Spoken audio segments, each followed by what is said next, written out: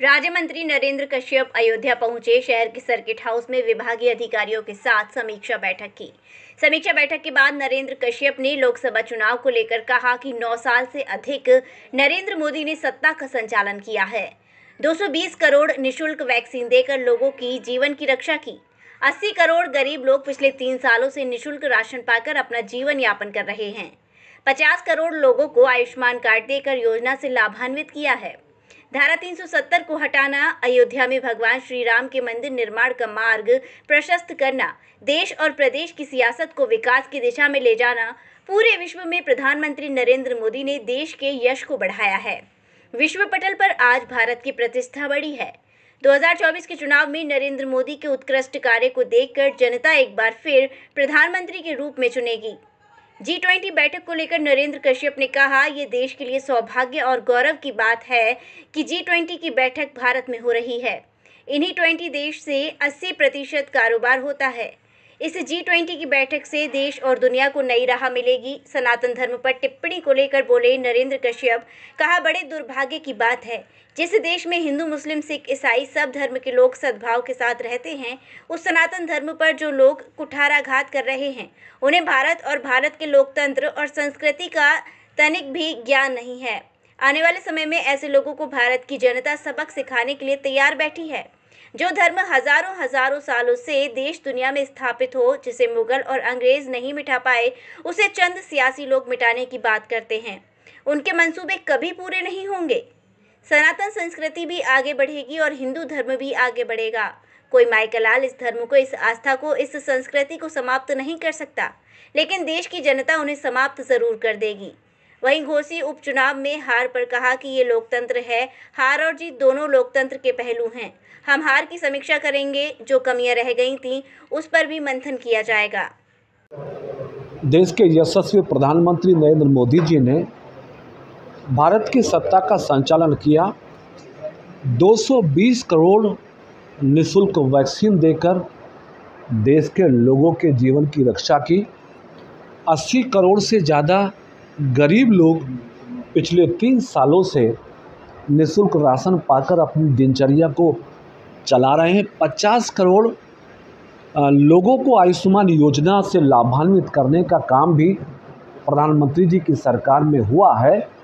धारा 370 को हटाना, अयोध्या में भगवान श्री राम के मंदिर के निर्माण को पूर्ण करना, देश और प्रदेश की सियासत को विकास की दिशा में ले जाना जैसे महत्वपूर्ण कार्यों ने प्रधानमंत्री जी की ख्याति और यश को बढ़ाया है। पूरे विश्व पटल पर आज भारत की प्रतिष्ठा बढ़ी है। मुझे लगता है कि 2024 के चुनाव में देश के यशस्वी प्रधानमंत्री नरेंद्र मोदी जी के ये उत्कृष्ट कार्य तिबारा यानी तीसरी बार भी 2024 में आदरणीय प्रधानमंत्री जी को पुनः प्रधानमंत्री बनाने में सहायक होंगी। मुझे लगता है कि 2024 में 2019 से भी अधिक समर्थन के साथ आदरणीय नरेंद्र मोदी जी देश के प्रधानमंत्री बनेंगे। मंत्री जी, दिल्ली में बैठक चल रही है G20 को लेकर, देश विदेश के राष्ट्रीय अध्यक्ष प्रधानमंत्री भी है, इसके लिए क्या कहेंगे? भारत के लिए सौभाग्य की बात है कि G20 की बैठक का भारत में होना तमाम भारतीयों के लिए, भारतीय लोकतंत्र के लिए, सरकार और सभी दलों के लिए बहुत ही सौभाग्य और गौरव का विषय है, क्योंकि G20 में जो देश शामिल हो रहे हैं, दुनिया की जीडीपी का 80% जीडीपी इन्हीं देशों से कलेक्ट होती है। 85%, 80% कारोबार, उद्योग इन्हीं 20 देशों से चलते हैं।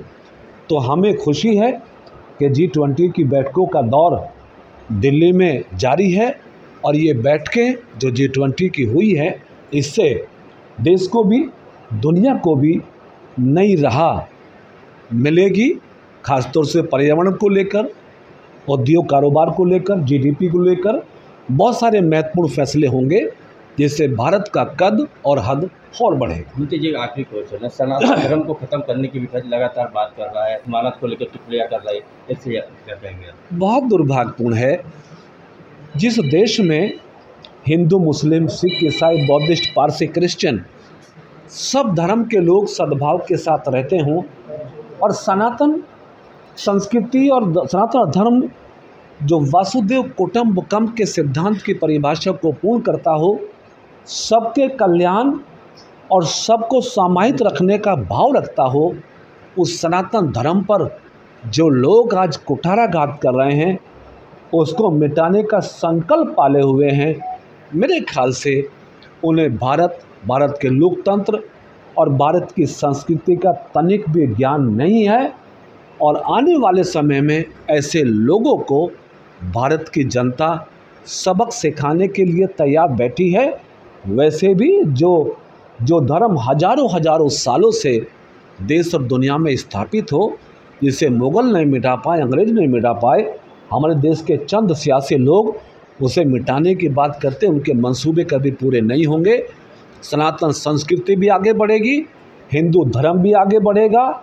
कोई माई का लाल इस धर्म को, इस आस्था को, इस संस्कृति को समाप्त नहीं कर सकता, लेकिन देश की जनता उन्हें समाप्त जरूर करेगी। अयोध्या मंडल के सभी जिले और मंडलीय अधिकारियों के साथ दोनों विभाग, पिछड़ा वर्ग कल्याण और दिव्यांगजन सशक्तिकरण विभाग की समीक्षा बैठक की गई है।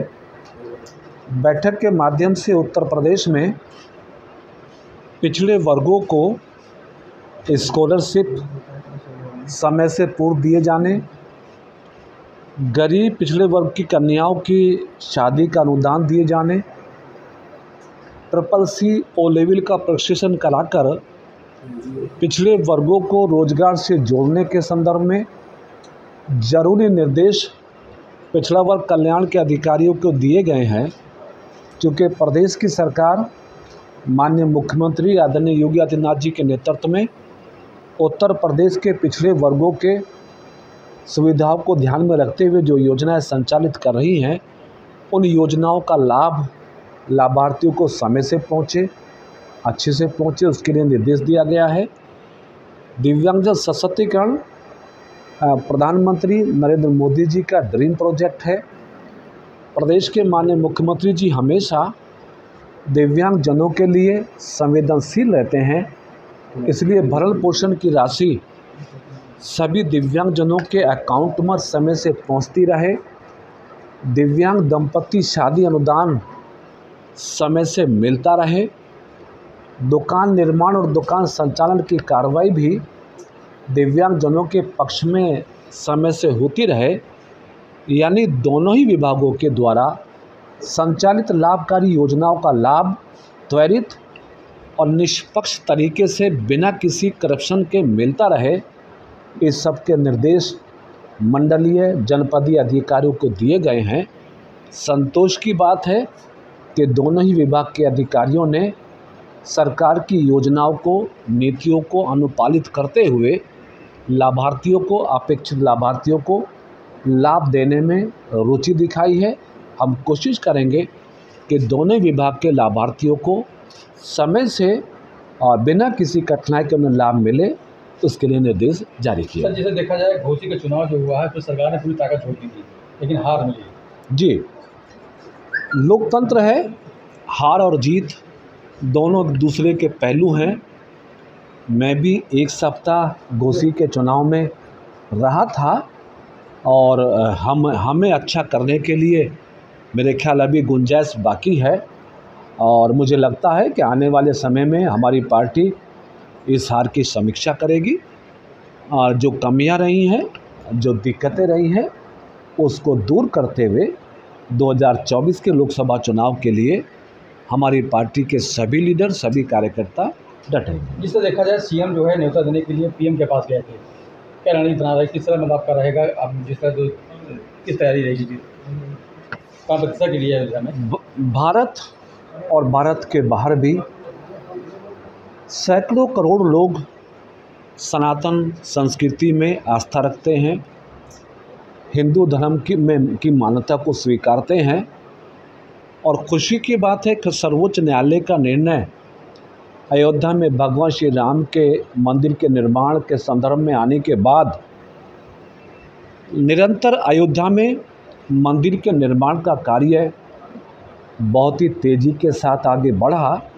माननीय मुख्यमंत्री जी अनेकों बार भगवान श्री राम के मंदिर निर्माण की समीक्षा करने के लिए खुद कई बार अयोध्या आए हैं। खुशी की बात है कि वर्तमान में भगवान श्री राम के मंदिर का निर्माण गति के साथ पूर्ण होने की दिशा में है।